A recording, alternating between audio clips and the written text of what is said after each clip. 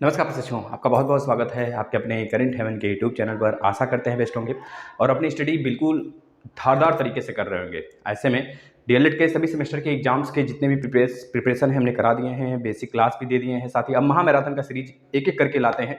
जैसे मैथ का हमने खत्म कर दिया, आज एक सीरीज लगभग 200 प्रश्न हम राजन सीरीज का कराने वाले हैं। बॉबी कल्पी से लेकर अतुल अग्निहोत्री तक देखते हैं एक घंटे में कितने हो जाएंगे, उसको हम लोग देखेंगे। यहाँ पर अच्छे तरीके से डील करेंगे और मस्त तरीके से, शानदार तरीके से। साथ ही आप लोग लास्ट तक बने रहेंगे, जिससे कि आगामी जो भी आपका पेपर जब भी हो, साइंस का फोड़ के आएंगे। साथ ही साइंस के बाद हम हिंदी का भी लाने वाले हैं और एसएसटी का भी लाने वाले हैं। ये तीनों आपके पेपर से पहले पहले खत्म कर देंगे। साथियों, आप लोग मस्त तरीके से जुटे रहिए और लगन से लगे रहिए। साथ ही जिनका सेकंड सेमेस्टर मैथ का बैक है, उनसे रिक्वेस्ट है एक बार फिर से आज रातों रात आप उसको सीरीज का पूरा सफाया कर दीजिए, प्लीज रिक्वेस्ट है। साथी, ऐसे प्रशिक्षु अगर आपको लग रहा है हमारे भाई बहन नहीं जुड़े हैं इस प्लेटफॉर्म से, तो उनको जोड़िए, जिससे कि आगामी सीटेट यूपी टेट सारे एग्जाम्स की प्रिपरेशन कर सकें। चलिए हम स्टार्ट कर लेते हैं पहले क्वेश्चन से। साथी, तृतीय सेमेस्टर हमने साइंस का बिल्कुल बेहतरीन तरीके से क्लास दिया है। एक एक टॉपिक, चाहे प्रकाश का चैप्टर हो, चाहे वो आपका विद्युत का चैप्टर हो, चाहे वो आपका साउंड का चैप्टर हो, हर एक चैप्टर पर हमने दिया है। चाहे आपका बायोलॉजी का सेक्शन हो, चाहे आपका केमिस्ट्री का सेक्शन हो, हमने सब कुछ दिया है। बस अब धार है बना हुआ, अब उससे सर काटना है। चलिए काटते हैं फटाफट। देखिए पहला प्रश्न है साथी, पूछा गया दाढ़ी बनाने में जिस दर्पण का प्रयोग किया जाता है वह दर्पण होता है। बस डायरेक्ट प्रश्न की बात होगी। जितने भी दर्पण से रिलेटेड, लेंस से रिलेटेड जितने भी फार्मूलाज हैं, जितने भी फिगर हैं, लेंस में कितने फिगर बनते हैं, उत्तल लेंस में, अवतल लेंस में, दर्पण में, अवतल दर्पण, उत्तल दर्पण में, सब कुछ हमने पढ़ा दिया है। आप देखें तो सही। दाढ़ी बनाने में जिस दर्पण का प्रयोग होता है वह दर्पण, भाई हमने बताया था दाढ़ी बनाने में जिस भी दर्पण का प्रयोग होता है उसे हम क्या कहते हैं भाई, क्या कहते हैं? अवतल दर्पण कहते हैं। देखिए अवतल दर्पण का उपयोग कहाँ कहाँ होता है बता देते हैं। अवतल दर्पण का उपयोग दाढ़ी बनाने वाले मिरर जो होता है वहां पे उपयोग होता है। अवतल दर्पण का उपयोग ENT यानी ईयर नोज टिथ, जो डॉक्टर होते हैं इसके, वो यूज करते हैं। प्लस जो आपका जो सोलर होते हैं, मतलब कि सोलर से आता है, मतलब जो हमारा एक तरह से इंडक्शन चूल्हा होता है वह नहीं, साथ ही अवन वाला जो हम सोलर वाले सिस्टम से, जैसे कि कढ़ाई हो गया सोलर का कुकर हो गया, तो उसमें भी उसका यूज होता है। जैसे और बात कर लें अवतल का, जो आपकी गाड़ी की हेडलाइट होती है, हेडलाइट, उसमें यूज होता है अवतल दर्पण का। और साथ ही कह लीजिए कि जो रेजर होता है, रेजर सर्च लाइट होती है, जो हम लोग टॉर्च यूज करते हैं, वह सब के सब यहाँ पे अवतल दर्पण वाले ही हैं। अवतल दर्पण को हम कहते हैं अभिसारी दर्पण, अभिसारी दर्पण, क्योंकि वो सारी किरणों को एक जगह सिकोड़ लेता है। और उत्तल दर्पण को हम लोग कहते हैं अपसारी दर्पण, क्योंकि ये सारी किरणों को फैला देता है। याद रखेंगे, उत्तल दर्पण का दो ही यूज आप याद रखेंगे, एक तो साइड मिरर के लिए यूज होता है, एक तो जो स्ट्रीट लैंप होते हैं, जो सड़क पे लगे होते हैं लाइट, वहां पर यूज होता है। दो जगह याद रखेंगे। दूसरा प्रश्न है, किसी दर्पण में प्रतिबिंब सदैव आभासी और सीधा और छोटा बनता है। किस दर्पण में बताना है आपको? इमेज जो है आभासी, सीधा और छोटा बनता है। याद रखेंगे, आभासी प्रतिबिंब हमेशा सीधा होता है और अवतल दर्पण में आभासी प्रतिबिंब भी बनता है, वास्तविक प्रतिबिंब भी बनता है, हमने बता रखा है। अवतल दर्पण में याद रखेंगे आभासी प्रतिबिंब जब बनता है तो बड़ा बनता है, लेकिन उत्तल दर्पण में आभासी सीधा छोटा बनता है। कौन सा कंडीशन है साथी उत्तल दर्पण का? उत्तल दर्पण क्या होता है भैया? उत्तल दर्पण का जो परावर्तक पृष्ठ होता है, देखिए आपका अवतल दर्पण है। उत्तल दर्पण में परावर्तक पृष्ठ, मतलब यह परावर्तिक है, परावर्तक पृष्ठ यहाँ पे दबने वाला है। और यहाँ पे क्या है दोस्तों, यहाँ पर अंदर की तरफ कलई किया हुआ होता है, इसे कहते हैं हम लोग उत्तल दर्पण। अब इसमें बोला गया है आपसे कि भैया इसमें आभासी प्रतिबिंब कैसे बनता है, तो हम बता देते हैं साथी। मुख्य अक्ष होता है और यहाँ पे कहीं पे भी आप वस्तु रखते हैं, ये आपका C है, ये आपका F है, और इधर आपका F डैश होता है और इधर C डैश होता है। अगर यहाँ से कोई प्रकाश की लाइट गुजरती है या टकरा कर ऐसे चली जाती है, मिलती हुई प्रतीत होती है F से, और एक प्रकाश की लाइट यहाँ से टकराएगी, ऐसे जाती हुई प्रतीत होती साथी C से, तो यहाँ पर प्रतिबिंब आपका बनता है, सीधा बनता है। याद रखेंगे साथी, इसे कहा जाता है आभासी, सीधा और छोटा प्रतिबिंब। तो हो गया उत्तल दर्पण, समझ गए भाई। उत्तल दर्पण में हमेशा आभासी, सदैव छोटा प्रतिबिंब बनता है वस्तु से। अगला प्रश्न है, किस दर्पण में प्रतिबिंब उल्टा तथा वस्तु से बड़ा बनता है? उल्टा तथा वस्तु से बड़ा बनता है भाई, उल्टा तथा वस्तु से बड़ा बनता है तो हमारा अवतल दर्पण का ही कंडीशन है। अगर उल्टे की बात करेगा तो वास्तविक बनेगा, उल्टा बनेगा, और किस में बनेगा भाई? दर्पण में बनेगा, मतलब कि अवतल दर्पण में बनेगा। अवतल दर्पण में 6 कंडीशन होते हैं इमेज के, हमने बताया, फिर से बता देते हैं कहिए तो। चलिए एक बार फिर से देख लीजिए फटाफट। देखिए अवतल दर्पण के 6 कंडीशन होते हैं। अवतल दर्पण में एक यहाँ से आपका यह देख लीजिए, हम 6 कंडीशन फटाफट बना देते हैं। 6 कंडीशन होते हैं, 6 के 6 आपको याद कर लेने हैं, ठीक है ना। 6 कंडीशन होते हैं। अवतल दर्पण एकमात्र ऐसा दर्पण है जो कि सीधा प्रतिबिंब बनाता है, उल्टा वास्तविक और आभासी दोनों बनाता है, ठीक है ना। याद रखेंगे भाई, सब में मुख्य अक्ष होगा, इसमें मुख्य अक्ष, इसमें मुख्य अक्ष, इसमें भी मुख्य अक्ष। इसमें भी मुख्य अक्ष, इसमें भी मुख्य अक्ष, इसमें भी मुख्य अक्ष होगा। ठीक है, पहला कंडीशन होता है अगर अनंत से प्रकाश की किरण आती है, अनंत से प्रकाश की किरण आती है, अनंत पर कोई वस्तु रखा है तो टकराने के बाद वो जिस बिंदु से जाती है उसी बिंदु पर इमेज बन जाता है, उसे कहते हैं एफ। यानी कि पहला है कि अगर वस्तु अनंत पर रखा गया है तो वस्तु का प्रतिबिंब बिल्कुल बिंदु के आकार का बनेगा, उल्टा बनेगा, एफ पर बनेगा, यानी कि वास्तविक बनेगा, याद रखेंगे, और बहुत बिंदु के आकार का। दूसरा कंडीशन है भाई, यहाँ सी होता है कहीं ना कहीं और वस्तु अनंत से आ रहा है। अब दूसरी बार यहाँ सी होगा और यहाँ पे एफ होगा, तो वस्तु हम अनंत और सी के बीच में रखते हैं। जैसे अनंत और सी के बीच में रखेंगे तो पहले तो एफ से होकर जाएगा, फिर सी से होकर जाएगा। तो दूसरा कंडीशन है अगर वस्तु अनंत और सी के बीच में रखा गया है तो बता देंगे वस्तु का प्रतिबिंब कहाँ बनेगा, सी और एफ के बीच में बनेगा, उल्टा बनेगा, वास्तविक बनेगा और वस्तु से छोटा बनेगा। तीसरा कंडीशन है साथी, अगर C यहाँ पर है, अगर F यहाँ पर है तो अब इस बार हम C पर ही वस्तु को रख देते हैं। तो C से आने वाला प्रकाश किरण यहाँ टकराएगा, F से होके जाएगा और एक C से ही होके आएगा नीचे इस प्रकार से। तो बता देंगे इसकी साइज के बराबर होगा, उल्टा होगा, वास्तविक होगा और वस्तु के बराबर होगा। चौथा कंडीशन है साथी, अगर यहाँ पर C है और यहाँ पर F है तो F और C के बीच में इस बार वस्तु रखेंगे, यहाँ टकराने के बाद ये F से होके जाएगा और एक C से होके जाएगा, कहीं ना कहीं अनंत पे काटेगा, अनंत पे नहीं मतलब अनंत और C के बीच में काटेगा और इस बार प्रतिबिंब वस्तु से बड़ा बनेगा, उल्टा बनेगा, वास्तविक बनेगा। ये बात याद रखेंगे, बड़ा बनेगा। पांचवा कंडीशन, अगर C यहाँ पर है, F यहाँ पर है तो बता देंगे इस बार वस्तु को हम F पर ही रखेंगे। देखिए इधर खसक रहा है, जब वस्तु इधर खसक रहा है तो प्रतिबिंब इधर जा रहा है। ठीक है, याद रखेंगे, इसे बोलते हैं ध्रुव, इसे क्या बोलते हैं हम लोग, ध्रुव बोलते हैं, P, इसे बोलते हैं ध्रुव P। अब यहाँ से टकराया, टकराने के बाद F से होके गया, फिर C से होके गया, यह प्रतिबिंब अनंत पर बनता है। कब, जब F पर वस्तु कोई रखा होता है तो प्रतिबिंब कहाँ बनता है, अनंत पर बनता है, उल्टा बनता है, वास्तविक बनता है। एक लास्ट कंडीशन यही होता है जो कि आपको याद रखना है, यहाँ पे F है, यहाँ पे C है, इस बार F और P के बीच में यहाँ पोल होता है, P के बीच में वस्तु रखते हैं, टकराने के बाद ये F से होकर जाएगा और ये C से, देखिए कभी नहीं काटेगा, फैलते चला जाता है। तो इसको हम पीछे की तरफ बढ़ाते हैं कहीं ना कहीं, तो यही प्रतिबिंब हमारा आभासी बन जाता है सीधा। जितने सीधा प्रतिबिंब होते हैं आभासी होते हैं, इस बात को याद रखना है। यही अवतल दर्पण का खासियत है कि एक ऐसा प्रतिबिंब बनता है जो आभासी होता है लेकिन बड़ा बनता है, और उत्तल दर्पण में हमेशा और हमेशा एक ही प्रतिबिंब बनता है लेकिन आभासी के साथ साथ सीधा भी और वस्तु से हमेशा छोटा बनता है। इस बात को याद रखेंगे। चलिए अगले प्रश्न पे आ जाते हैं। अगला प्रश्न क्या बोल रहा है कि वह दर्पण जिसके अंदर के सतह पर परावर्तक की घटना होती है। भैया जिसके अंदर की सतह पर परावर्तक घटना होती है, अंदर, देखिए अंदर की सतह पर, तो इसे हम कौन सा दर्पण बोलेंगे, जब अंदर की सतह पर परावर्तक घटना होती है तो उसे हम बोलते हैं अवतल दर्पण। जब बाहर की सतह पर परावर्तक घटना होती है, अंदर कलई होता है, तो उसे बोलते हैं उत्तल दर्पण। इस बात को याद रखना है। अगला, आवृत्ति का मात्रक क्या होता है भाई, हर्ट्ज होता है। आवृत्ति का मात्रक हर्ट्ज होता है, याद रखेंगे। किसी वस्तु द्वारा प्रति सेकंड किए गए कंपनों की संख्या क्या कहलाती है, किसी वस्तु द्वारा प्रति सेकंड किए गए कंपनों की संख्या आवृत्ति कहलाती है। क्या कहलाती है, आवृत्ति कहलाती है। इस बात को याद रखना है। अगला प्रश्न देख लीजिए, जिसके पास राजन सीरीज है और राजन सीरीज खोल के बैठ जाएंगे भाई, हम एमसीक्यू सारा करा रहे हैं, देखते हैं कितना लंबा चल सकता है सेशन, चलेगा।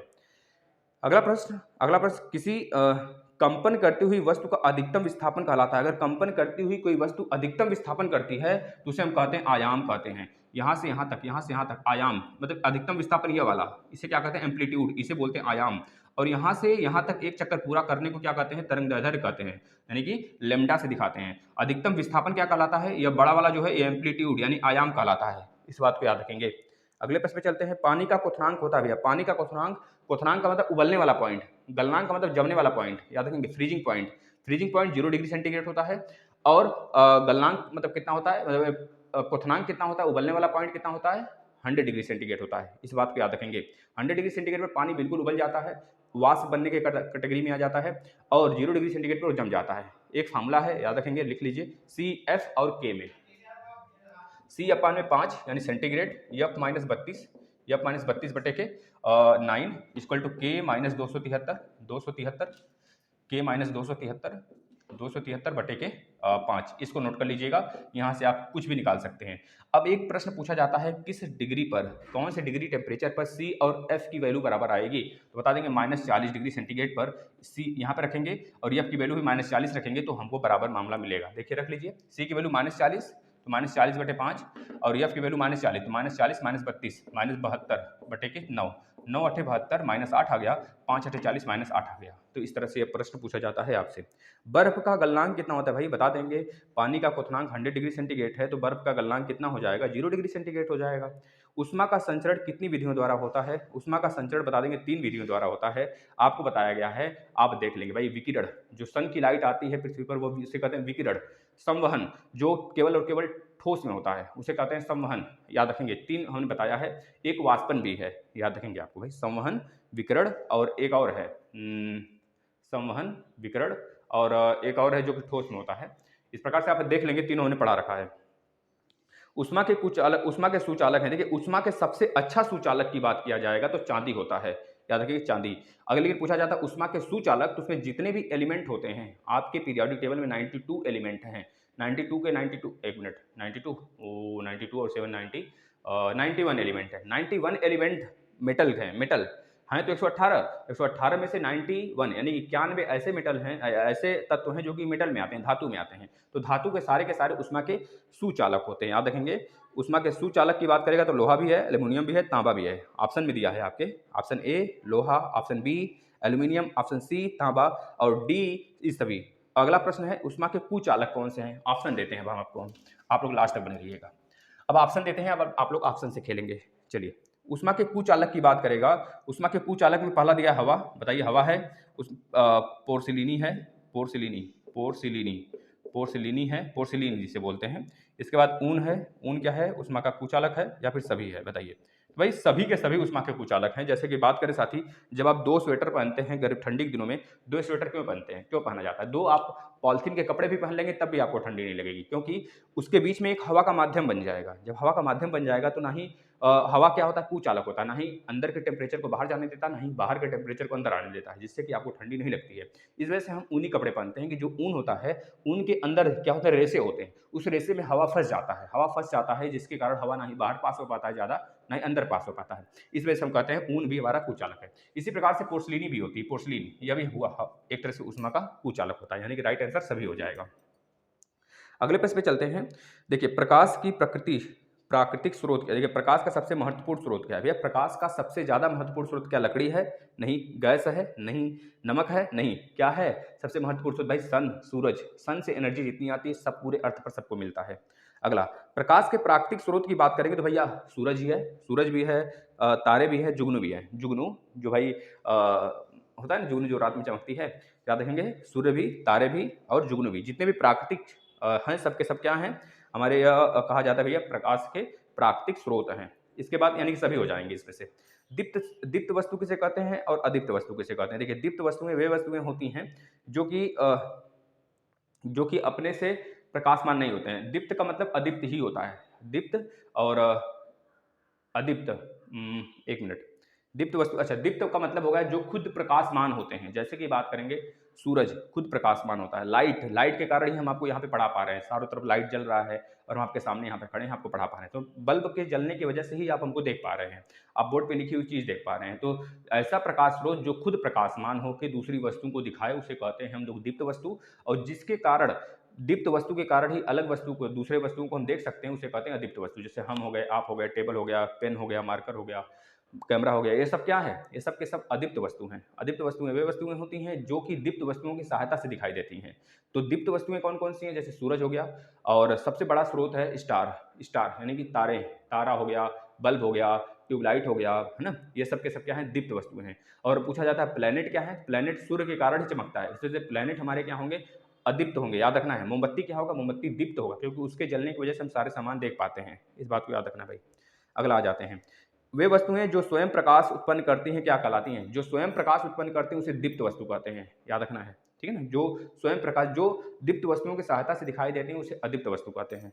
अगला 19 नंबर का प्रश्न देखिएगा, कार, बस तथा ट्रक के चालक के पास दाईं ओर के दर्पण होता है। भाई जाहिर सी बात है, कार वाले हों चाहे ट्रक वाले हों चाहे 4 व्हीलर वाले, चाहे जो हो, उसके दाईं तरफ देखेंगे तो हमारे चालक के पास एक दर्पण लगा होता है जो पीछे की चीज को दिखाता है। तो वही बोल रहा है उसकी सहायता से वह चालक अपने पीछे आने वाले वाहन को देख सकता है। तो बताइए किस प्रकार का दर्पण होता है? तो उन्हें बता दिया स्टार्टिंग में भाई, ये उत्तल दर्पण होता है, याद रखेंगे उत्तल दर्पण। कंपन करने वाली वस्तु द्वारा एक कंपन में लगा समय कहलाता है। कंपन करने वाली वस्तु द्वारा एक कंपन में लगा समय आवर्तकाल कहलाता है, याद रखेंगे। एक कंपन मतलब आवृत्ति n बराबर 1/t होता है, इस चीज को याद रखेंगे, ठीक है ना, ये चीज याद रखेंगे। एक और होता है, जैसे कि हम बात करें, ये हमारा पूरा का पूरा है, यहाँ से कोई साउंड चला ऐसे, अब यहाँ से यहाँ तक जो चला इसे आयाम बोलते हैं, एम्पलीट्यूड बोलते हैं, मैक्सिमम विस्थापन। और यहाँ से लेकर एक साइकिल पूरा हुआ यहाँ तक, तो इसे बोलते हैं लेमडा, यानी कि डिस्टेंस, तरंगदैर्ध्य बोलते हैं। तो याद रखना है लेमडा क्या है, तरंग मतलब डिस्टेंस है, और चाल v बराबर होता है, दूरी बटा का समय, यानी कि लेमडा बटे टी होता है। ये 1/t की वैल्यू क्या है, n है, यानी कि ये फ्रीक्वेंसी है, इसे f से भी कहीं कहीं डिनोट करते हैं। तो आपको 1/t के प्लेस पर यहाँ पर आप लिख सकते हैं v equal to lambda into 1/t है, तो 1/t के प्लेस पे आप क्या रख देंगे, f रख देंगे, तो v इक्वल टू क्या होगा, लेमडा इंटू f हो जाएगा। यह फार्मूला आपसे पूछा गया है, या फिर कहीं कहीं मिलेगा v equal to lambda into n, n मतलब भी आवृत्ति, f मतलब भी आवृत्ति। तो यह प्रश्न, यह वाला फार्मूला और यह फार्मूला दोनों बेसिक है, इस दोनों को मिलाकर हमने बना लिया यह वाला फार्मूला जो आपसे पूछा जाता है। अगला देखिएगा, कंपन करने वाला हो गया भैया। वस्तुओं से ध्वनि उत्पन्न करने की कितनी विधियां हैं भैया? देखिए पहला दिया है, हम ऑप्शन देते हैं इसमें, क्योंकि ये ऑप्शन से ही होगा, इसमें कॉन्सेप्ट है लेकिन ऑप्शन से पहले देखिएगा। पहला ऑप्शन दिया है, बोला गया है वस्तुओं से ध्वनि उत्पन्न करने की कितनी विधियां हैं। पहला है आघात, बताइएगा, आघात से यानी कि रगड़ने से क्या ध्वनि उत्पन्न होगा किसी वस्तु में।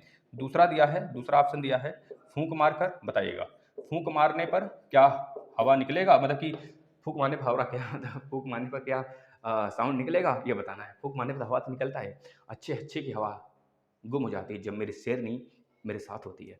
चलो सी की बात करते हैं भाई। बताएंगे सी, तारों को खींचकर छोड़ने से। जो तार होते हैं वो तारा नहीं खींच के छोड़ दोगे भाई, फिर से वहां तक हाथ पहुंचेगा क्या, भूतनाथ को बुलाना पड़ेगा, भूतनाथ मूवी समझ रहे हो, उतना बड़ा लंबा हाथ लाना पड़ेगा, फिर अमिताभ बच्चन को बुलाना पड़ेगा।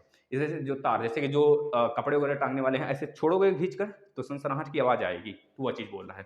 तारों को खींचकर छोड़ने पर जैसे आप कभी देख लो, जो रबड़ होता है, रबड़ अपने छोटे भाई बहन को जो गुब्बारा होता है, ऐसे कहते थे पहले हम लोग ना कि गुब्बारा पकड़ो तो मुंह से, तो वो पकड़ लेता था। हम कहते तान रहे हैं, छोड़ना मत, छटाकते छोड़ते थे, मुंह पे चप्पे से लगता था, तो बहुत तगड़ा लगता था। वही चीज यहाँ पर बोल रहा है। यह हो गया सी। इसमें से बोल रहा है सभी, ऑप्शन नंबर डी दिया है सभी।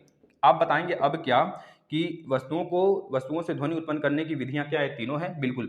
रगड़ेंगे तभी ध्वनि उत्पन्न होगा, फूंक मारेंगे तभी ध्वनि, भाई देखो आप खुद पिपीहिरी वगैरह होता है, जो पिपीहिरी बांसुरी ये सब बजता है, क्या जैसे ही फूंक मारे आवाज निकलने लगा। इस प्रकार से तारों को भी खींचने पर ध्वनि निकलेगा, यानी कि राइट आंसर क्या होगा, डी वाला हो जाएगा। ठीक है ना। अगला प्रश्न, विज्ञान और प्रौद्योगिकी का संबंध है, सामान्य संबंध है, घनिष्ठ संबंध है, अल्प संबंध है, या आप लोग बताएंगे, फटाफट बताइए। तो विज्ञान और प्रौद्योगिकी का क्या संबंध है, ऑप्शन नंबर ए ले लीजिए। विज्ञान और प्रौद्योगिकी का क्या संबंध है, सामान्य संबंध है क्या, सामान्य संबंध है, ऑप्शन नंबर बी ले लेंगे। घनिष्ठ संबंध है। सभी लोग अपना अपना राजन सीरीज खोल लीजिए, सामने रख लीजिए, बैठ जाइए, हम लोग पहुंच चुके हैं 22वें नंबर के प्रश्न पर। विज्ञान और प्रौद्योगिकी का संबंध है, अल्प संबंध है या फिर अति अल्प, ऑप्शन नंबर डी ले लीजिए, अति अल्प। बताइएगा क्या इसमें सही होगा। भाई विज्ञान और प्रौद्योगिकी, बिना विज्ञान के प्रौद्योगिकी तो विकास कर ही नहीं सकता। आज के युग में देख लिया जाए, बिना विज्ञान के, बिना साइंस के कुछ भी नहीं है। साइंस के कारण ही जियो इतना फेमस हुआ, साइंस के कारण ही सारी चीज़ें, गाड़ी घोड़ा सीएनजी, ये सब सारी चीज़ें आप देख रहे हो, नए नए चीज़ें आ रही हैं हमारे सामने, सारी चीज़ें पेपरलेस हो रहा है। तो मतलब इसमें घनिष्ठ संबंध होगा, क्या होगा, घनिष्ठ संबंध होगा। ठीक है भाई। आधुनिक ईंधन है भैया, आधुनिक ईंधन क्या है, लकड़ी है ना भाई ना, मिट्टी का तेल है ना भाई ना, एलपीजी या फिर सीएनजी है, बिल्कुल एलपीजी या फिर सीएनजी आधुनिक ईंधन के रूप में जाना जाता है। पेट्रोल हो गया है ना, या डीजल हो गया, ये सब क्या है, आधुनिक ईंधन है, जो कि लकड़ी देखते थे पहले, कोयला वगैरह, लकड़ी वगैरह, मतलब कोयला लकड़ी, सभी लोग चूल्हे में जो गुल होता था, लोग गुल डालते थे, फिर खाना वगैरह बनाते थे, लेकिन अब वो सिस्टम खत्म हो चुका है। मनोरंजन के साधन है, क्या वीडियो गेम मनोरंजन के साधन है, क्या कंप्यूटर मनोरंजन के साधन है, क्या टेलीविजन मनोरंजन के साधन है, क्या यह सभी मनोरंजन के साधन है, बिल्कुल यह सभी मनोरंजन के साधन होंगे, चौथा ऑप्शन सही होगा। स्वस्थ मनुष्य के शरीर का टेम्परेचर कितना होता है, हम आपको बताते हैं, देखिएगा ध्यान से। आप फ़ारेनहाइट में याद कर लेंगे, और केल्विन में भी याद रखेंगे, और सेंटीग्रेड में भी याद रखेंगे, है ना। देखिए स्वस्थ मनुष्य के टेम्परेचर की जब भी बात करेगा सेंटीग्रेड में, तो बताएंगे 37 डिग्री सेंटीग्रेड, याद रखेंगे। अगर फ़ारेनहाइट में बोलेगा 98.6 फ़ारेनहाइट होता है। अगर यही चीज़ केल्विन में पूछता है, देखिए टेम्परेचर का मात्रक केल्विन होता है, इस बात को याद रखना। सेंटीग्रेड कभी मत लगा के आना भाई, यह शरीर का टेम्परेचर सेंटीग्रेड में, यह हमारा फ़ारेनहाइट में। अगर पूछा जाता है 273 प्लस ये सेंटीग्रेड वाला ऐड कर देंगे साथ ही, क्योंकि हमको पता है भाई C इक्वल टू कितना होता है, सॉरी K इक्वल टू कितना होता है, C प्लस 273 होता है, 273 होता है। वही फार्मूला जो भी बताएं उससे बना लेंगे आप। के इक्वल टू सी की वैल्यू कितनी है 37 है, 37 प्लस 273 ऐड कर दीजिए। देखिए 7 3 10 को 0, 7 3 10 11 को 1 हाथ में 1 2 1 3, देख लीजिए 310 यानी कि 310 केल्विन, 310 केल्विन। ये तीनों के तीनों शरीर के टेम्परेचर हैं, 37 डिग्री सेंटीग्रेड, 98.6 फ़ारेनहाइट और 310 केल्विन। ठीक है, अगला देख लेते हैं। ऊष्मा की मात्रा निर्भर करती है भाई, ऊष्मा की मात्रा किस पर निर्भर करती है? क्या वस्तु के द्रव्यमान पर निर्भर करती है, क्या तापांतर पर निर्भर करती है, क्या विशिष्ट ऊष्मा? इसके लिए फार्मूला है, फार्मूला आप जान जाएंगे तो पता हो जाएगा किस पर निर्भर करती है। तो सबसे पहले फार्मूला बता देते हैं। अगला प्रश्न वही है, विशिष्ट ऊष्मा का सूत्र क्या होता है? Q इक्वल टू mst होता है, याद रखेंगे। जो ऊष्मा की मात्रा होती है वो हमेशा और हमेशा किस पे निर्भर करती, मास पे भी निर्भर करेगा, तापांतर पे भी निर्भर करेगा, और किस पे निर्भर करेगा भाई? ये हमारा विस्थापन होता है, इस पे भी निर्भर करेगा, मतलब सब पे निर्भर करेगा। इस बात को याद रखना, द्रव्यमान पर भी और विस्थापन पर भी और टेम्परेचर पर भी निर्भर करेगा। टेम्परेचर का मतलब तापांतर। ठीक है, विशिष्ट ऊष्मा का फार्मूला याद रखेंगे, Q इक्वल टू mst। ठीक है भाई।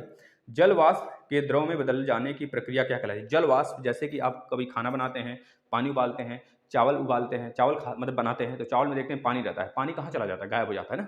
तो गायब नहीं होता, साथ ही वो संघनन बन जाता है, संघनन मतलब बादल बन जाता है। तो जल वाष्प द्रव में बदल जाने की क्रिया को हम क्या कहते हैं? संघनन कहते हैं। क्या कहते हैं? संघनन कहते हैं। वाष्पन क्या होता है? जब पानी उड़ती है तो उसे वाष्पन कहते हैं। आप जो हाथ ऊपर लगा लेंगे तो आपके हाथ पे चिपक जाएगा, वाष्पन कहलाता है। संघनन समझ में आ गया भाई। ऊर्ध्वपातन मतलब समझते हैं? ऊर्ध्वपातन का मतलब कोई भी ठोस चीज डायरेक्ट गैस बन जाए, बिना पिघले वो गैस बन जाए। जैसे कि कपूर, वो बिना पिघले ऊर्ध्वपातन, उसे बोला जाता है सब्लिमेशन, तुरंत उड़ जाता है। नमक जो आपका सोडियम होता है, NaCl होता है, सोडियम क्लोराइड, जो नमक हम लोग खाते हैं, वो भी डायरेक्ट उड़ जाता है, द्रव के बिना बने वो उड़ जाता है साथी। एक मिनट,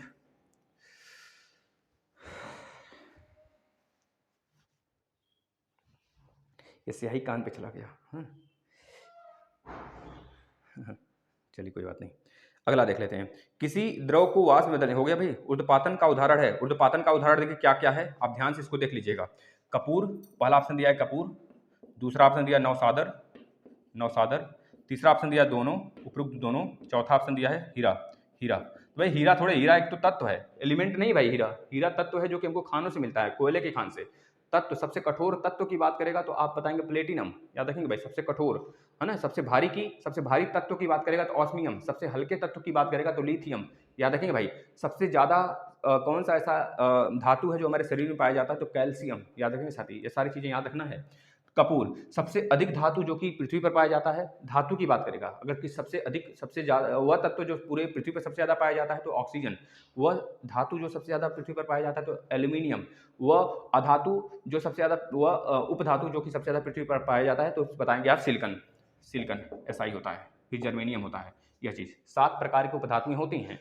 पीरियोडिक टेबल होगा, नहीं होगा तो आप एक डाउन मतलब अभी जाएंगे सर्च करेंगे क्रोम पर, पीरियोडिक टेबल देख लीजिए। पीरियोडिक टेबल में आप पूरा का पूरा देख लेंगे, पूरा का पूरा एक नज़र में देख लेंगे पीरियोडिक टेबल, जो कि बहुत ही इंपॉर्टेंट है। तो इसमें देखिए दोनों होगा, ये दोनों के दोनों क्या होंगे? सब्लिमेशन, यानी कि ऊर्ध्वपातन होते हैं। इसमें अगर एक NaCl भी होता तो अभी इसका राइट आंसर हो जाता। ठीक है, तीनों याद रख लेंगे आप।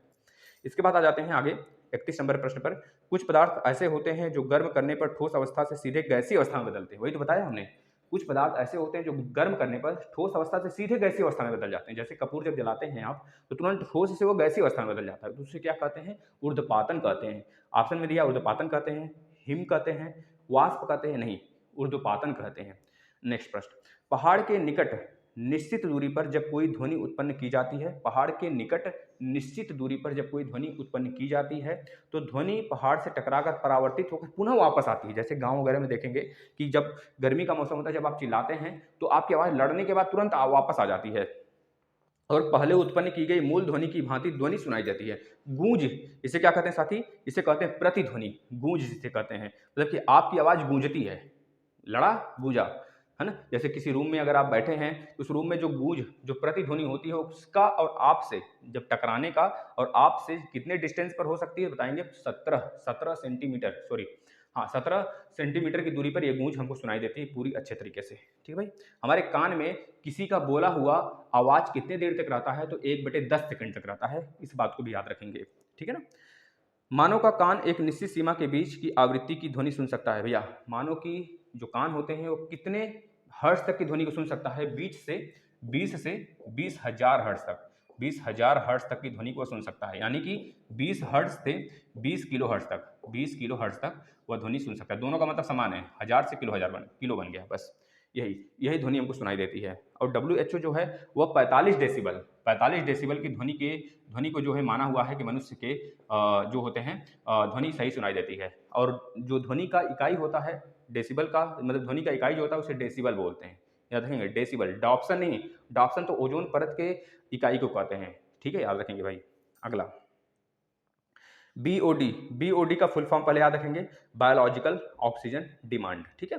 बीओडी द्वारा होता है, बीओडी द्वारा क्या होता है, तो जल प्रदूषण का मापन किया जाता है। बीओडी बायोलॉजिकल ऑक्सीजन डिमांड, कि हमारे जल में कितना पानी, कितना ऑक्सीजन घुला है, उस जल में जितना ऑक्सीजन घुला रहेगा उतनी ही ज़्यादा सुरक्षित होंगी उसमें जली जीव, नहीं तो फिर वो मरने लगेंगी, ठीक है भाई। ग्लोबल वार्मिंग का अर्थ होता है, ग्लोबल वार्मिंग का मतलब होता है साथी कि आप पृथ्वी का गर्म हो जाना, पृथ्वी का गर्म हो जाना ग्लोबल वार्मिंग की घटना है। जिस प्रकार से कार्बन डाइऑक्साइड की मात्रा बढ़ता है, जिसे हम कहते हैं बहुत सारे प्रोटोकॉल, जैसे कि बोलेंगे मॉन्ट्रियल प्रोटोकॉल और एक और हुआ था क्योटो प्रोटोकॉल, ये दो चीजें हुई थी। मॉन्ट्रियल प्रोटोकॉल जो हुआ था साथी, मॉन्ट्रियल प्रोटोकॉल जो हुआ था साथी, इसके लिए हमने सेपरेट वीडियो बनाया है, आप लोग देख लेंगे आकर। मॉन्ट्रियल प्रोटोकॉल का जो दोस्तों कब हुआ था, 1987 में हुआ था। और क्योटो प्रोटोकॉल मॉन्ट्रियल कनाडा में है। क्योटो प्रोटोकॉल कब हुआ था, 1997 में हुआ था साथी, इस बात को भी याद रखें। क्योटो कहाँ पर है, जापान में है। मॉन्ट्रियल प्रोटोकॉल में बताया गया था भैया जो ओजोन परत है, ओजोन परत संरक्षण के लिए बताया गया था। क्योटो प्रोटोकॉल में बताया गया था जो हमारी ग्रीन हाउस गैस है उसके बारे में क्योटो प्रोटोकॉल में बताया गया था। तो दोनों हैं, यहाँ पे ओजोन परत संरक्षण की बात किया गया था, यहाँ पे हमारे पर्यावरण, मतलब दोनों पर्यावरण से ही रिलेटेड हैं। और यहाँ पर जो हुआ था ग्रीन हाउस के बारे में बताया गया था कि उससे सुरक्षित रहा जाए। तो ओजोन परत को क्या कहते हैं, जीवन का रक्षक परत कहते हैं, जो कि पृथ्वी से कितने ऊंचाई पर होता है साथी, लगभग 50 किलोमीटर की ऊंचाई पर होता है। हमारी पृथ्वी के ऊपर कितने मंडल हैं, कितने चरण हैं, बता देंगे, 5 लेयर हैं। कौन कौन से बताते हैं, देखिएगा ध्यान से सुनिए, कौन कौन से भैया लेयर हैं बता देंगे। पहले हैं troposphere, stratosphere, mesosphere, ionosphere, exosphere, यानी कि क्षोभ मंडल, हिंदी में बोलते हैं क्षोभ मंडल, समताप मंडल, मध्य मंडल, आयन मंडल, इसके बाद बहिर्मंडल, क्या होता है, बहिर्मंडल, यह होता है। यानी कि क्षोभ मंडल, समताप मंडल, मध्य मंडल, आयन मंडल और बहिर्मंडल, यह 5 के 5 मंडल होते हैं जो ऊपर होता है। और जो ओजोन परत होता है वह कहाँ पर होता है, समताप मंडल में ही होता है, यहाँ पर नीचे से 50 किलोमीटर की दूरी पर। यह जो समताप मंडल होता है वह पृथ्वी के क्रस्ट से 80 किलोमीटर की दूरी पर होता है। और जो ये क्षोभ मंडल होता है 10 किलोमीटर की दूरी पर होता है, इस बात को याद रखेंगे। ध्रुवों पर 18 किलोमीटर हो जाता है। जो गाड़ी वगैरह, मतलब जो गाड़ी करें भाई, जो जहाज वगैरह, हेलीकॉप्टर वगैरह जो उड़ते हैं सब समताप मंडल में ही उड़ते हैं। और क्षोभ मंडल में क्या होता है, क्षोभ मंडल में मौसमी घटनाएं हमको देखने को मिलती है, बादल का गरजना, बारिश होना, मौसम का चेंज होना, यह सब के सब क्षोभ मंडल में देखने को मिलते हैं। मध्य मंडल में क्या होता है, जितने भी आयन होते हैं वो जाकर यहाँ पे रुकते हैं। बहिर्मंडल में हाइड्रोजन की मात्रा अधिक होती है, मतलब कि जो सूर्य होता है वहाँ पर हाइड्रोजन की मात्रा 74% होती है और हीलियम की मात्रा लगभग 21% होती है, इस बात को याद रखेंगे।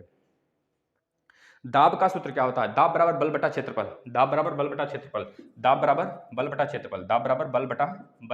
क्षेत्रफल होता है। यानी कि दाब मतलब P बराबर F बटे के A होता है। दाब का फॉर्मूला क्या होता है भैया, मात्रक क्या होगा, F का मात्रक न्यूटन और A का मात्रक मीटर स्क्वायर। न्यूटन पर मीटर स्क्वायर हो जाता है दाब का मात्रक, लेकिन दाब का मात्रक एक और होता है पास्कल। क्या होता है, पास्कल होता है साथी, याद रखेंगे। एक होता है बैरोमीटर से हम लोग क्या करते हैं साथी, बैरोमीटर से हम लोग करते हैं जो हमारे इन्वायरमेंट पे जितनी हवा है, इस समय हमारे आसपास में बहुत सारी हवाएं हैं तो उसको मेजर किया जाता है, उसके प्रेशर को, उसे कहा जाता है बैरोमीटर, याद रखेंगे साथियों। इसके बाद पास्कल किसका मात्रक भाई बता दिया गया है, दाब का मात्रक है, ठीक है। वायुमंडलीय दाब का मात्रक है, वायुमंडलीय दाब का मात्रक बार होता है, बार से वायुमंडलीय दाब का मेजर किया जाता है। बार एक ऐसे साथियों, बार से हम क्या करते हैं, वायुमंडलीय दाब को मेजर करते हैं, बार, ठीक है, इसको याद रखेंगे। वायुमंडलीय, देखिए आपसे पूछा जाता है 1 न्यूटन बराबर कितना डाइन होता है, 1 न्यूटन बराबर होता है 10 के पावर 5 डाइन होता है। और 1 जूल बराबर, जूल कार्य का मात्रक है, एनर्जी का मात्रक है, 1 जूल बराबर होता है 10 के पावर 7 अर्ग होता है। इस बात को लिखते चलिएगा, सारे के सारे आपके लिए बहुत ही ज्यादा इंपॉर्टेंट है साथी, आपके एग्जाम के लिए। बैरोमीटर से मापा जाता है, बैरोमीटर से हम इन्वायरमेंट, अपने आसपास के हवाओं के दाब को मापते हैं बैरोमीटर से, याद रखेंगे। द्रव में दाब का सूत्र क्या है, द्रव में दाब का सूत्र जो होता है P इक्वल टू HdG होता है, HdG होता है। H क्या है, ऊंचाई है, D घनत्व है और G क्या है, हमारा गुरुत्व त्वरण है, ठीक है, इस बात को याद रखेंगे। ब्लू बेबी सिंड्रोम किसकी अधिकता से होता है? ब्लू बेबी सिंड्रोम छोटे बच्चों को होता है। पेयजल, जो पीने वाला जल होता है, उसमें नाइट्रोजन की घुलित मात्रा अधिकता हो जाती है नाइट्रोजन की। इस वजह से ओठ जो है नीले पड़ने लगते हैं, तो पता चल जाता है हाँ ब्लू बेबी सिंड्रोम हुआ है। अधिकतर ये बच्चों को होते हैं, छोटे बच्चों 0 से मतलब 1 से लेकर 6 साल तक के बच्चों को होता है। तरंग गति कितने प्रकार की होती है? तरंग की गति 2 प्रकार की होती है। कौन कौन सी? अनुप्रस्थ तरंग, अनुदैर्ध्य तरंग। अनुप्रस्थ तरंग, अनुप्रस्थ तरंग, अनुप्रस्थ तरंग, अनुप्रस्थ तरंग, अनुदैर्ध्य तरंग, अनुदैर्ध्य तरंग। याद रखेंगे साथी। ध्वनि जो होती है अनुदैर्ध्य तरंग होती है। ध्वनि जो होती है अनुदैर्ध्य तरंग होती है। कैसे पहचान लेंगे आप? अनुदैर्ध्य में ध आ रहा है, अनुदैर्ध्य में ध आ रहा है, ध्वनि में भी ध आ रहा है, तो इस तरह पहचान लेंगे। अनुदैर्ध्य कौन सी तरंगे होती है? ध्वनि तरंगे होती हैं। अनुप्रस्थ तरंगे क्या होती हैं? प्रकाश तरंगे होती हैं। प्रकाश तरंगे चुंबकीय तरंगों के रूप में भी चलती हैं, इस बात को याद रखना है, ठीक है ना।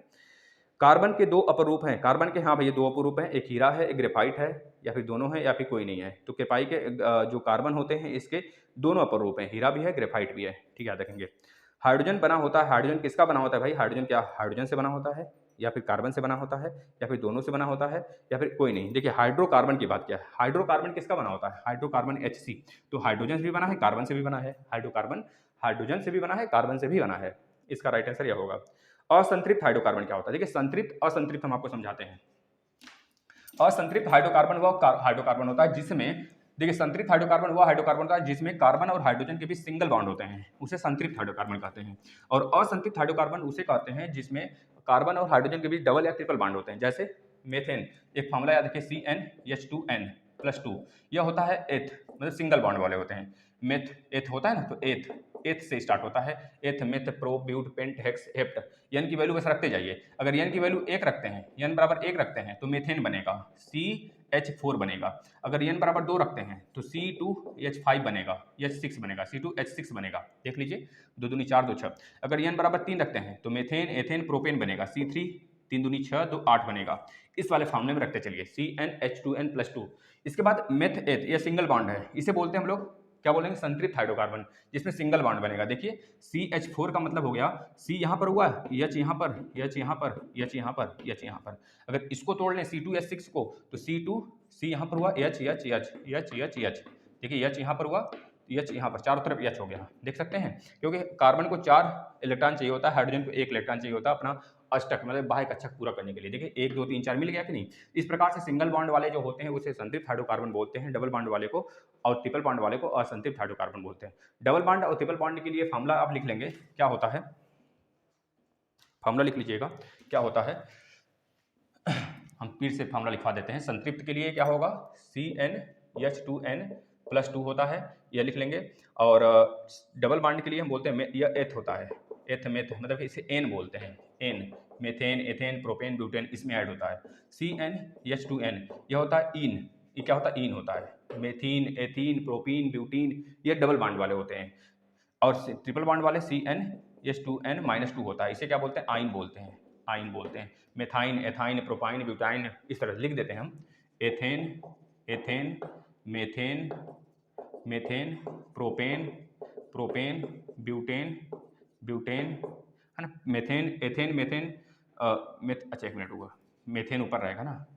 Methane, methane, ethane, ethane, propane, butane, propane, butane, pentane, pentane, hexane, hexane, heptane, heptane, heptane, heptane, octane, octane, octane के बाद इस तरह नॉन और डेक होता है। यानी कि meth, eth, pro, but, pent, hex, hept, oct.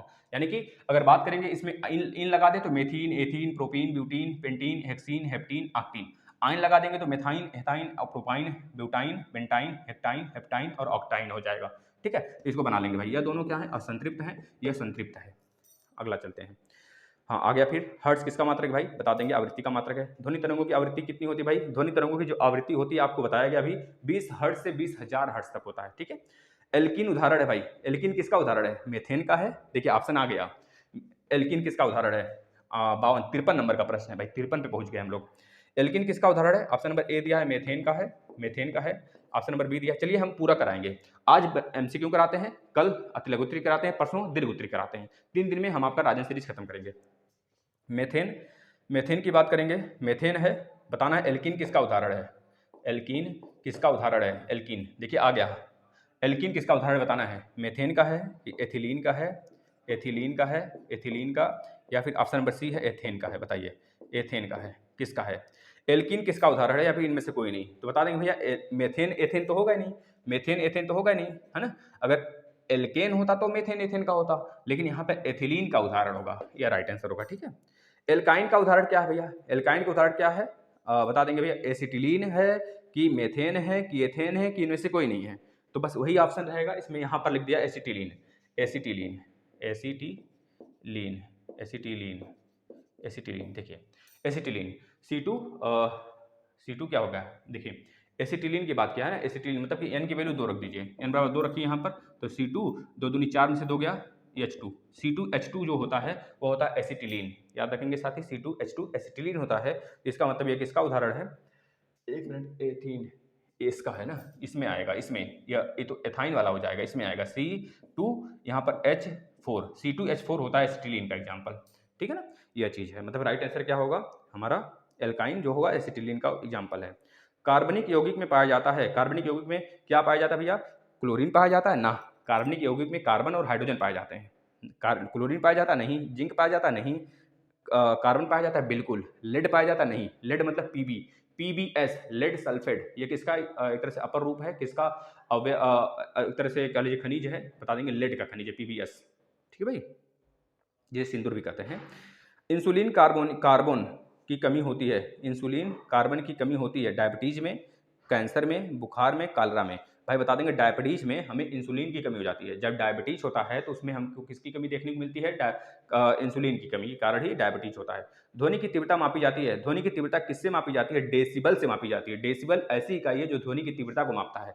Dobson, Dobson decibel में अंतर है, याद रखना। डेसिबल ध्वनि की तीव्रता को मापने की इकाई है, जो डॉप्सन है वो ओजोन क्षरण के परत की इकाई है। याद रखेंगे भाई, मोटाई, जो मोटाई होता है ओजोन परत की, उसकी इकाई है। पर्यावरण दिवस मनाया जाता है भाई, पर्यावरण दिवस याद रखेंगे साथी, 5 जून को मनाया जाता है। 22 अप्रैल को पृथ्वी दिवस मनाया जाता है। 22 मार्च को जल दिवस मनाया जाता है। 22 मई को जैव विविधता दिवस मनाया जाता है। इन चारों पांचों दिवस को याद रखेंगे। 16 सितंबर को ओजोन परत क्षरण दिवस मनाया जाता है, इस चीज को भी याद रखेंगे साथी। निम्नलिखित में से एसिटिलीन का रासायनिक सूत्र है, एसिटिलीन का भी बताया गया C2H2, एसिटिलीन यही होगा साथी। एसिटिलीन जो होगा ना इसमें होगा C2H2 होगा, C2H2 जो होगा वो एसिटिलीन का एक तरह से फार्मूला होगा। जब वस्तु अवतल दर्पण के, अगला प्रश्न 60वें नंबर का, जब वस्तु अवतल दर्पण के मुख्य फोकस, आधे घंटे कंप्लीट होने वाले हैं। जब वस्तु अवतल दर्पण के मुख्य फोकस एवं वक्रता केंद्र के मध्य रखी जाती है, तो बताइए प्रतिबिंब कहाँ बनेगा? ये आपके लिए छोड़ते हैं। जब वस्तु अवतल दर्पण के मुख्य फोकस एवं वक्रता केंद्र के बीच, अवतल दर्पण के मुख्य फोकस वक्रता केंद्र के बीच, तो हमने बना देते हैं भैया, फिगर बनाते हैं। देखिएगा, जब वस्तु, ये आपका अवतल दर्पण है, अवतल दर्पण में बाहर कलई होता है, परावर्तक पृष्ठ अंदर होता है, बोला गया है मुख्य फोकस और वक्रता केंद्र के बीच में रखा जाता है। जब वस्तु, यहाँ पर जब वस्तु रखेंगे तो यहाँ पर टकराएगा, टकराने के बाद F से होकर जाएगा, और ये कहाँ से होकर जाएगा भाई? C से होकर जाएगा। तो कहाँ कटेगा? तो बता देंगे अनंत और C के बीच में बनेगा। ठीक है, इस बात को याद रखेंगे। वस्तु मतलब कि सीधा बनेगा, सीधा नहीं बनेगा, उल्टा बनेगा, बिल्कुल उल्टा बनेगा, वास्तविक बनेगा, वस्तु से बड़ा बनेगा, है ना। उल्टा वास्तविक, वस्तु से बड़ा बनेगा। देखिए, वस्तु छोटा और प्रतिबिंब बड़ा, तो यानी उल्टा, उल्टा वास्तविक, उल्टा है तो वास्तविक बनेगा, वास्तविक, और वस्तु से बड़ा, वस्तु से बड़ा बनेगा। इस बात को याद रखना है। अगला, हरित लवक, हरित लवण रहित पौधों का समूह है। भाई हरित लवक रहित पौधों का समूह है जिसमें हरित लवक नहीं होते हैं। तो शैवाल में भी हरित लवक होते हैं, अनावृत बीजी में भी होते हैं। तो इसका राइट आंसर हमारा ब होगा, कवक, कवक फंजाई। जैसे कि जो हमारे यहाँ एक तरह से कह लीजिए कि जो क्या बोलते हैं, एक आता है ना मशरूम, वह भी एक तरह से कवक का ही एग्जाम्पल है। ठीक है। किसी वस्तु द्वारा प्रति सेकंड किए गए कंपनों की संख्या को क्या कहते हैं? भाई बहुत आसान है, कई बार पूछ चुका, आवृत्ति कहते हैं। किसी भी, जैसे छड़ है, छड़ को हमने ऐसे देखते हैं, जब घर वगैरह बनता है तो छड़ ऐसे छोड़ दिया जाता है ऊपर, कि ऊपर भी घर बनेगा, तो इसको अगर खींच के छोड़ेंगे तो कंपन करने लगता है। तो एक सेकंड में जितनी बार इधर उधर गया, मतलब जो आपने आप देखते होंगे जो घड़ी होती है, वो वाली क्या बोलते हैं, रिंग वाली, घंटी बजती है, तो यहाँ से वो निकला, पहले इधर आएगा, फिर इधर जाएगा, फिर इधर आया, ये एक आवर्तकाल कंप्लीट किया। तो इस एक आवर्तकाल कंप्लीट करने में उसे जितना समय लगता है उसे क्या बोलते हैं? आवृत्ति बोलते हैं। यानी कि T बराबर, यानी कि N बराबर 1/T, 1/T, 1/T, या फिर T equal to 1/N। N क्या है? आवृत्ति है, T क्या है? समय है। ठीक है, देखिए हमने बता दिया आपको, एक दोलन पूरा करने में लगा हुआ समय क्या कहलाता है भैया? आवर्तकाल कहलाता है। तरंग दैर्ध्य मतलब कि लेमडा, देखिए अभी बताया था हमने स्टार्टिंग में, तरंग दैर्ध्य लेमडा, आवृत्ति N और समय और क्या बोला है, चाल, चाल भी में संबंध बताइए। तो हमने बताया था भाई यह हमारा पूरा का पूरा होगा, यहाँ से निकलेगा कोई चीज़, मतलब कोई ध्वनि निकला यहाँ से यहाँ तक एक साइकिल कंप्लीट हुआ तो उसे हम बोलेंगे दूरी मतलब लेमडा इसमें बोलेंगे साउंड की भाषा में। इसे आयाम बोलते हैं। तो आयाम का यहाँ पे कुछ लेना देना नहीं है, यानी कि यहाँ से यहाँ तक एक लेमडा हुआ, लेमडा मतलब दूरी हुआ। हमको पता है कि चाल बराबर क्या होता है, दूरी बटा समय, यानी कि लेमडा बटे टी होता है। और 1/t बराबर क्या होता है, एन होता है। तो यहाँ पर रख दीजिए v इक्वल टू क्या होगा, लेमडा इंटू 1/t की वैल्यू आपको पता है 1 होता है, तो v इक्वल टू क्या होगा, लेमडा इंटू एन हो जाएगा। यही इसका राइट आंसर है। आपसे पूछा है लेमडा एन और चाल में संबंध बताइए, आ गया सामने आपके, बताओ सही है। प्लास्टिक कितने प्रकार के होते हैं, प्लास्टिक दो प्रकार के होते हैं, सिंथेटिक और एक तरह से मतलब कि दो प्रकार के होते हैं। एक तरह से हम उसको, एक होता है कि उसे हम पिघलाकर दूसरा रूप दे सकते हैं, एक होता है जो कि दूसरा रूप नहीं दिया जा सकता। थर्मोसेटिंग और थर्मोप्लास्टिक दो होता है। थर्मोसेटिंग का मतलब दोबारा उसको सेट किया जा सकता है, मतलब एक बार सेट हो गया तो सेट ही रहेगा।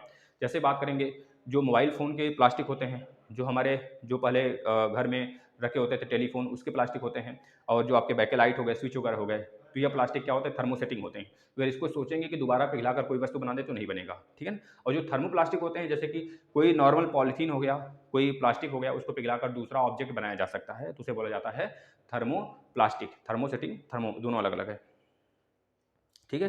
प्लास्टिक के दो रूप होते हैं। डीडीटी क्या है भैया, डीडीटी जो है कीटनाशी दवा है, डीडीटी याद रखेंगे। 2,4-HD क्या है भैया, यह खरपतवारनाशी दवा है। वायु प्रदूषण का सूचक है, वायु प्रदूषण का सूचक होता है लाइकेन होता है वायु प्रदूषण का सूचक, याद रखेंगे।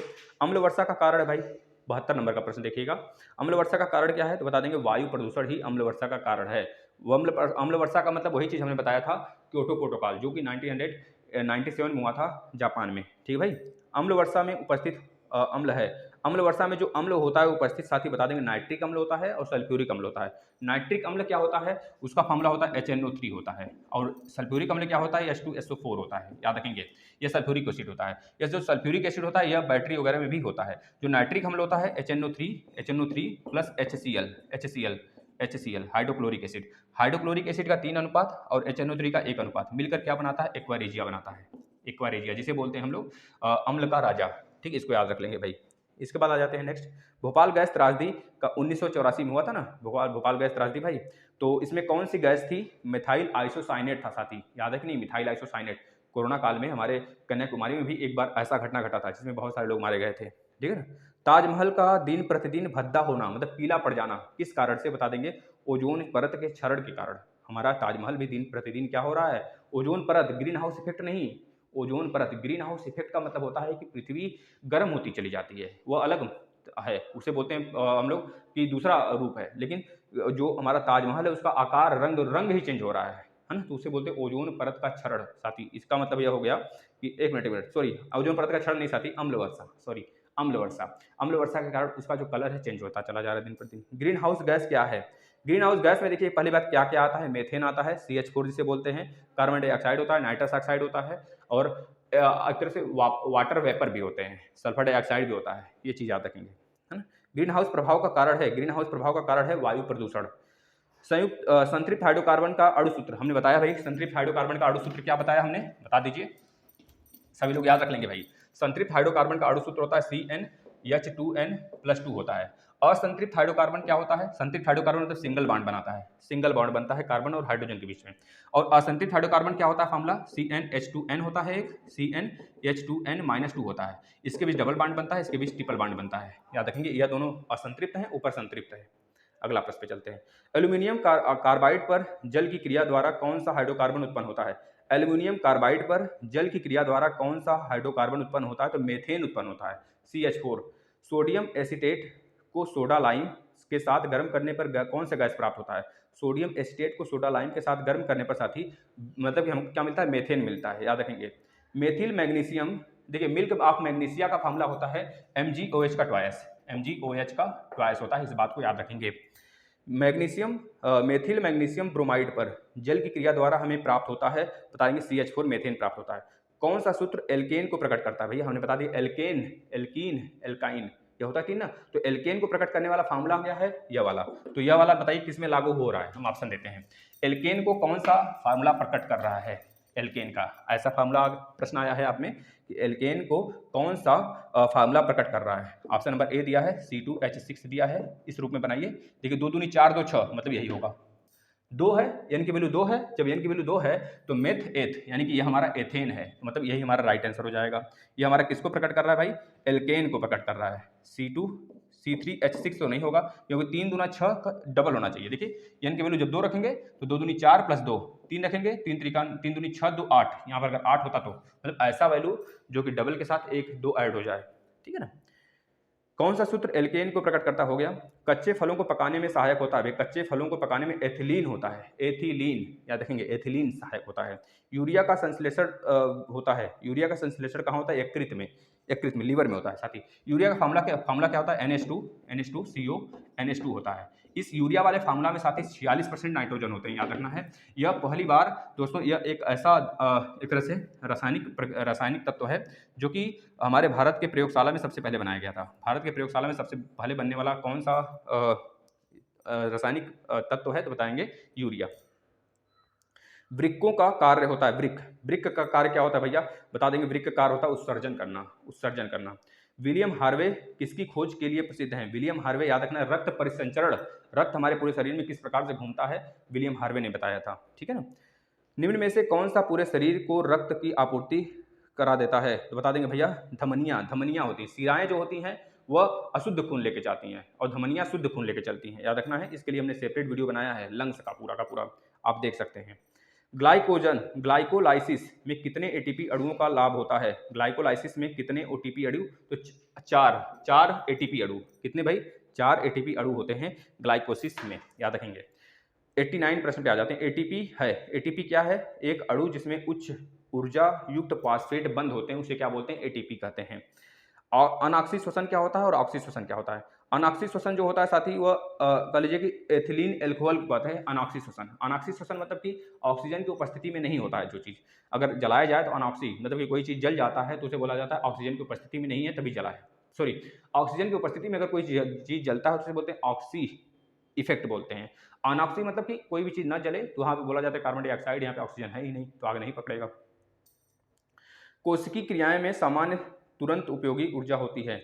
देखिए कोशिका जो क्रियाएं होती है, जब हम लोग थक जाते हैं तो हमें क्या चाहिए होता है, तुरंत कार्बोहाइड्रेट चाहिए होता है, या फिर उसी का एक रूप और होता है साथी जिसे बोलते हैं एटीपी। एटीपी अगर ये तुरंत हम एडेनोसिन ट्राइफॉस्फेट, इसका पूरा फुल फॉर्म है एडेनोसिन ट्राइफॉस्फेट। एटीपी का मतलब एडेनोसिन ट्राइफॉस्फेट। ये तुरंत अगर हमें मिल जाए तो हमें तुरंत एनर्जी मिल जाती है, या फिर कार्बोहाइड्रेट।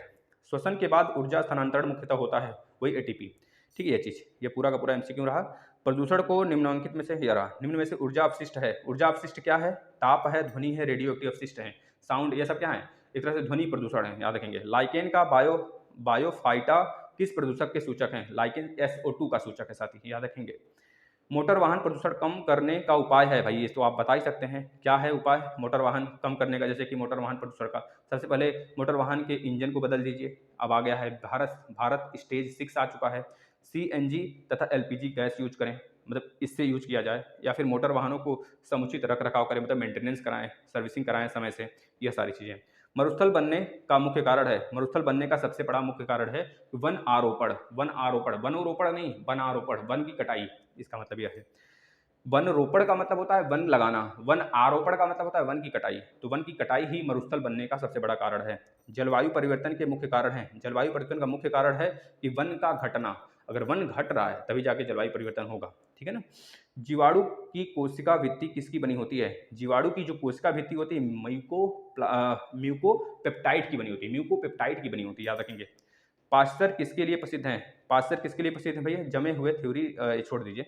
जीवाणुओं से उत्पन्न कुछ रोग हैं, तो जीवाणु से उत्पन्न होने वाले रोग का विषाणु से हमने एक ट्रिक बनाया था, जैसे टिटनेस हो गया, टाइफाइड हो गया, ट्यूबरक्लोसिस हो गया, ये सब क्या है, जीवाणु से उत्पन्न होने वाले डिजीज हैं। दूध खराब होता है, दूध किस बैक्टीरिया के कारण खराब होता है, लैक्टोबैसिलस।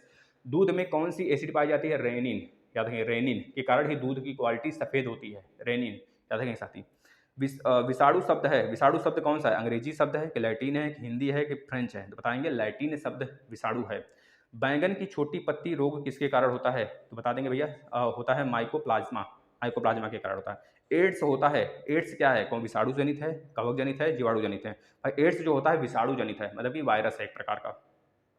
केल्विन पैमाने पर पानी का क्वथनांक होता है, भैया हमने बता दिया 373 केल्विन होता है, आप उसमें निकाल लेंगे, ठीक है ना। ऊष्मा संचरण सबसे अधिक होता है चालन, संवहन, विकिरण या फिर सभी के द्वारा। तो बता देंगे सबसे ज़्यादा ऊष्मा का जो संचरण होता है वो विकिरण द्वारा होता है, तभी सन की एनर्जी हमारे यहाँ धरती पर आ जाती है।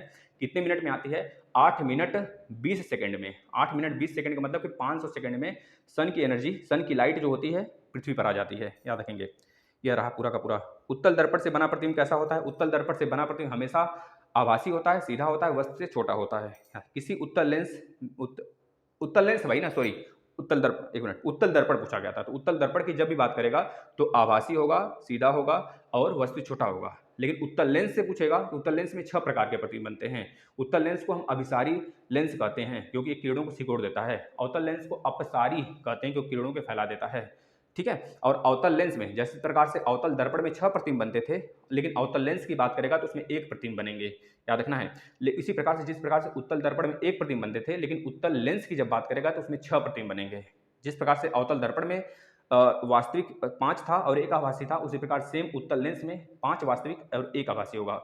निकट दृष्टि दोष के लिए अवतल लेंस का यूज करते हैं, लेकिन निकट की देखने के लिए उत्तल लेंस का यूज करते हैं। दूर दृष्टि दोष के लिए हम उत्तल लेंस का यूज करते हैं, लेकिन दूर की देखने के लिए हम अवतल लेंस का यूज करते हैं। इस बात को याद रखना है। दूर दृष्टि दोष के लिए कौन सी हम लेंस यूज करते हैं? उत्तल लेंस। और निकट दृष्टि दोष के लिए हम अवतल लेंस यूज करते हैं, याद रखना है। निकट दृष्टि दोष का मतलब होता है निकट की चीज दिखाई देना, दूर की नहीं दिखाई देना। और दूर दृष्टि दोष का मतलब होता है दूर की चीज दिखाई देना, निकट की नहीं दिखाई देना। भाई लोचा है यह, ठीक, याद रखेंगे, है ना। चलिए, यदि लाल गुलाबी को पीला प्रकाश में रखा जाए तो कैसा दिखेगा? कोई भी प्रकाश अपने, मतलब लाल प्रकाश है तो लाल में लाल दिखेगा और सफेद में लाल दिखेगा, और बाकी कलर में क्या दिखेगा? वो काला दिखेगा। हम आपको एक टिक बता देते हैं, उसको देख लीजिए। इसको आप याद कर लेंगे भाई ना। देखिए इसको, लाल लाल लाल हरा हरा और नीला, लाल हरा नीला नीला।